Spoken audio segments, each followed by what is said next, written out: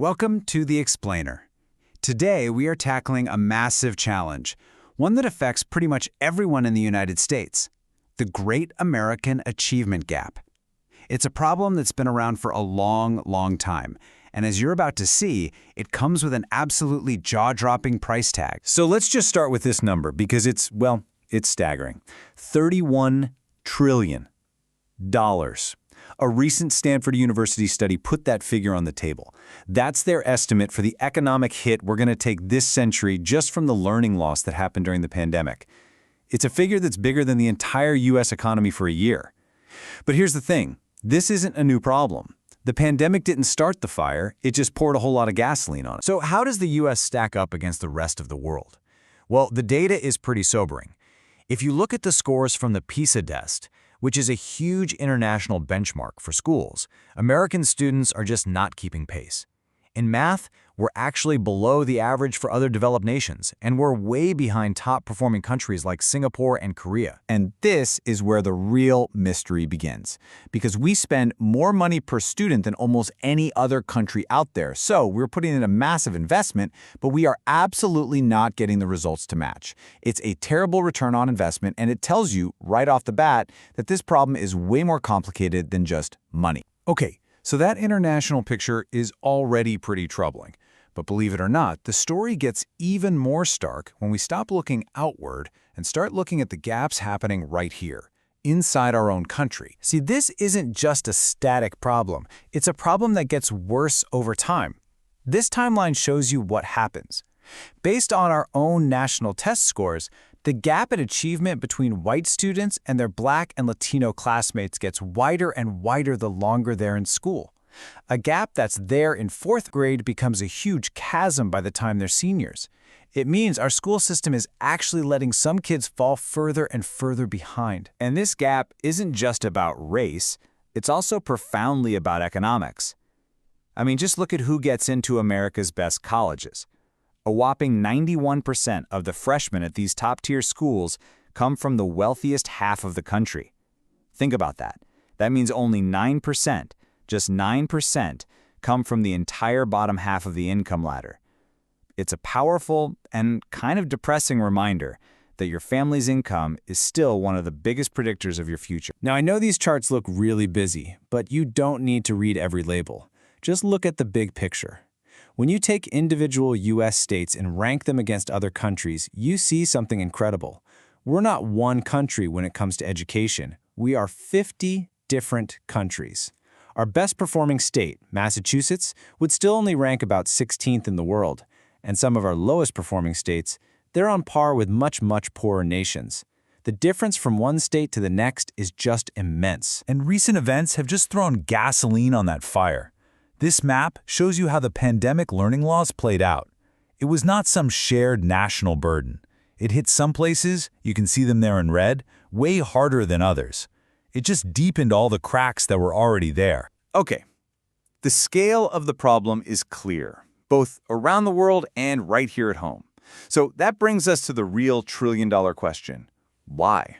Why is this happening? Let's start the investigation. Now, when you're faced with a problem this big, most people's minds jump to two places. First, we're not spending enough money, or second, our class sizes are just too big. It seems logical, right? I mean, it makes sense. But what does the actual data have to say about that? Okay, this slide might be one of the most surprising things we show you. When researchers dug into the data state by state, they found something shocking. There's no strong link between how much a state spends per student and how well those students do on tests. Same thing for class size. Some states spend a ton and get poor results. Others spend less and do better. The big takeaway here is that just throwing more money at the problem or making classes smaller, it is not the silver bullet we all think it is. So if it's not those usual suspects, what is it? Well, this is where the public debate usually gets stuck in a blame game. Here's a pretty common perspective you'll see. This one from a teacher on a public forum. They're pointing the finger at things outside of their control, like student behavior. And of course, here's the immediate and just as passionate comeback from another person, putting the blame right back on the teacher. Now, we're not showing you these to pick a side. We're showing them to make a point. All this finger-pointing just highlights how complicated this is. There isn't one simple person or thing to blame. So while the public is busy playing the blame game, researchers are pointing to a completely different culprit. They call it the research-to-practice gap. And put simply, it means there is a huge, persistent divide between what we know works in a classroom and what teachers are actually doing in that classroom. And this is just a perfect example. We have known scientifically proven strategies for teaching kids how to read and comprehend text since the 1970s, the 70s. And yet a recent study found that on average, only about 23% of reading time in schools is actually spent on teaching those strategies. I mean, that's just wild. The solution is right there. We're just not using it. So, if the simple answers are dead ends, and we're not even using the research we already have, then what does an effective school actually look like? What does the evidence say works? This picture, right here, is the perfect metaphor. The overwhelming consensus from decades of research is that you can't fix education by looking for one broken part. Not one bad teacher or one bad curriculum. It's a systems problem. It's not about any single gear. It's about how all the gears turn together. So what are these gears? Well, after looking at tons of research, experts have boiled it down to 4 key factors that you always find in schools that work. You need strong leadership, a positive school culture, effective teaching, and you have to get parents and the community involved. And here is the crucial part. This isn't just a shopping list. It's a feedback loop. See how it works? A strong principal fosters a positive, supportive culture. That great culture makes it possible for teachers to do their best, most effective work. And that effective teaching is what drives student achievement. Each piece makes the next piece possible. So let's just put it all together. It really boils down to 2 very different approaches. The ineffective way, which is often what we do now, is to get stuck in the blame game, try one-off fixes, and ignore the research. The effective way, the one all the evidence points to, is to focus on collaboration, on integrated solutions, and on actually putting what we know works into practice. So, there you have it. Our investigation took us on quite a journey. We started with a staggering $31 trillion problem.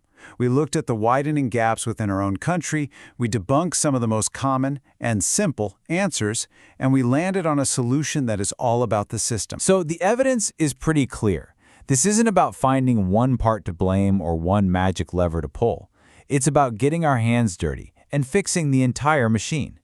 And with trillions of dollars and literally the future of millions of kids on the line, the only real question left is, are we willing to do it?